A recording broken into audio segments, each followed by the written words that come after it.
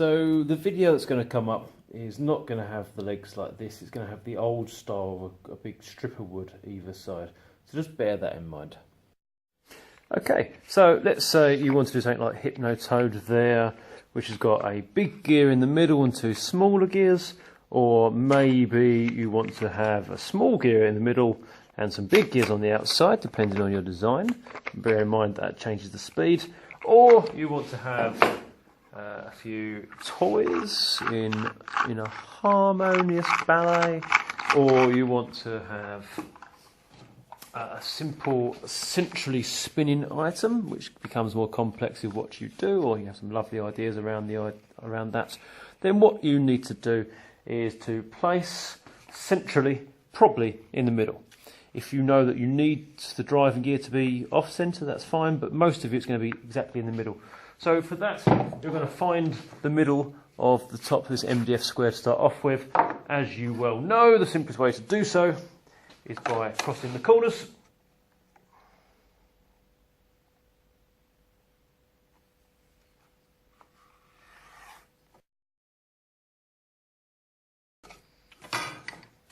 But do that very accurately, okay, making sure that you do hit the actual corners there. And then we're going to drill through the middle. Again, we'll go through a pilot hole first.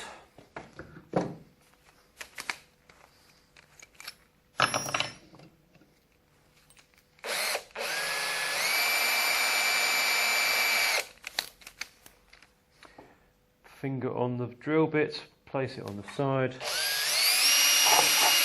drill straight through.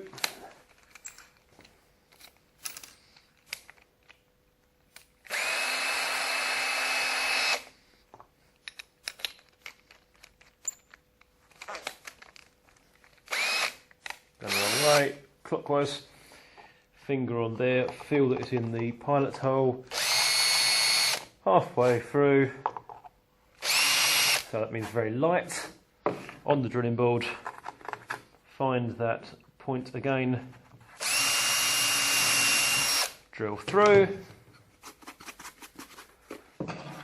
Clean up the hole. Both sides. And then use sandpaper, always worth just folding it a few times, put your thumb underneath a nice wodge of it, and just making sure there's nothing there to catch or impede the smooth rotation of your gears. Okay, nice clean hole there. Okay. Now, if you're doing gears, just make sure, have a look in between all the teeth, just check that there's no rubbish in there. If you do have something that wasn't cut nicely with the laser cutter, then you literally get like a spanner in the works. That's when you throw a spanner into moving gears and it will just grind to a halt and it'll break the machinery. So you just got to make sure that they're all nice and clean. If there's an issue, I can give you a little microscopic file and we can just file it out just before there's a big issue, or just pick it away if we need to. Okay, so now we're going to connect these together. You're going to take a expanding connector, maybe from this kind of magazine looking thing here, or maybe in a container, but you're going to push it in here and push it together. Now you might be able to push it, you might not. If you can't push it together, try turning it 90 degrees and try again. Sometimes that works. Or if you need to, you can take this tube from your box there and clamp it in the vise. Then you can take the needle nose pliers, long nose pliers, and you can hold the connector, the expanding connector, probably in your left hand, and we can place it over like so. And then you can take a little hammer or a heavy block and we can just tap it into place. You don't want to come past that point. If you do come past that point, then I'd tap it back the other direction. So turn it over, put it onto the tube and just tap it back so that it feels flush. We can now go through the hole we've drilled, maybe in the centre, maybe anywhere. In my case it's here. And we're going to clip it on so it doesn't move. To do that, you might want to use a circular piece, or you may want to use another gear, because if you use a gear this side, another gear on the underside would mean you turn this gear and this turns. So I'm going to push these two things together really, really tightly. Now, I might not be able to do that. I might need to use the tube. Okay, put it on the tube on the underside, and I might want to whack it down together.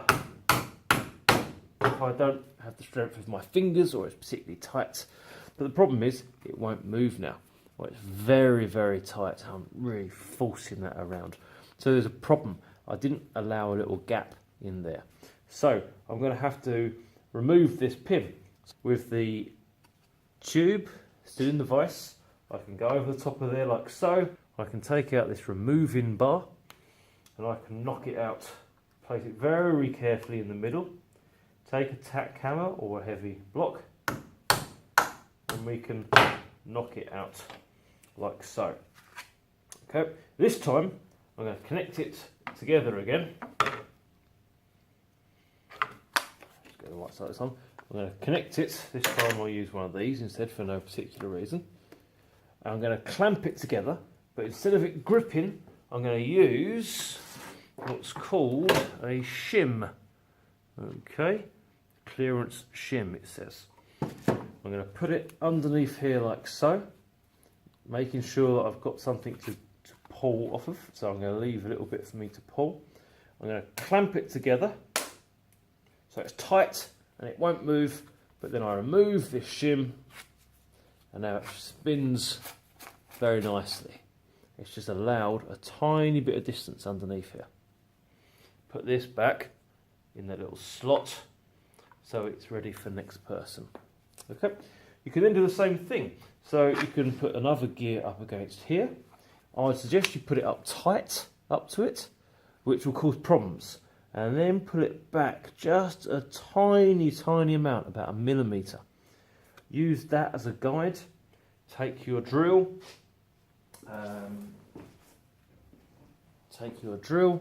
the pilot hole first of all, go through the pilot hole, then change it for the 8mm drill, and then go halfway and halfway and connect this gear the same way you connected this gear, and then you'll have two gears connected together and they both spin. Okay, you may choose however to use a rack going here, in which case you'll need to guide it. As you move the rack it will spin, but it's completely up to you how you move forwards, but that is how you connect the gears together.